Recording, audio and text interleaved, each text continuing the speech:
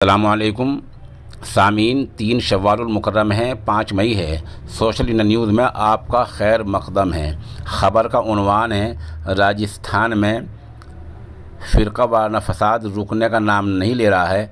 आज भीलवाड़ ज़िले में तनाव पैदा हो गया है। ख़बर थोड़ी तफसील से सुन लें। राजस्थान में जोधपुर के बाद अब भीलवाड़ा में तनाव पैदा हो गया है, कशीदगी पैदा हो गई है। आमदा इत्तला में बताया गया है कि देर रात लगभग 10 और 11 के बीच में सद्दाम और आज़ाद नामी 2 नौजवानों पर हमला हुआ है। भीलवाड़ के सागनेर इलाके में मुलजिमों की गिरफ्तारी की मांग को लेकर धरने पर लोग बैठ गए हैं।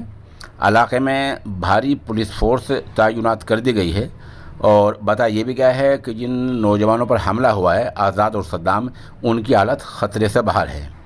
वहाँ के भीलवाड़ा के कलेक्टर आशीष मोदी ने खबरसा एजेंसी ANI को बताया कि हम इलाके के CCTV फुटेज खंगाल रहे हैं।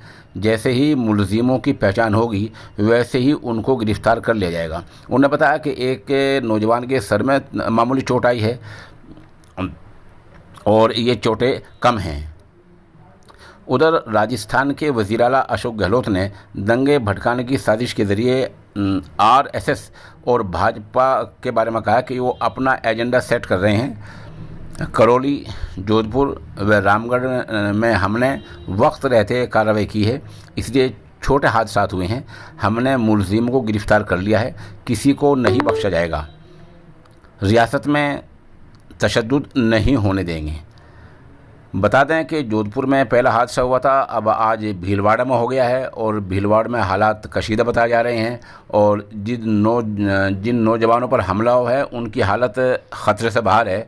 अलबत्ता जिसने हमला किया है उनकी अभी तक पूरे तौर पर गिरफ्तारी नहीं हुई है। वहाँ के CCTV फुटेज कैमरे खंगाले जा रहे हैं।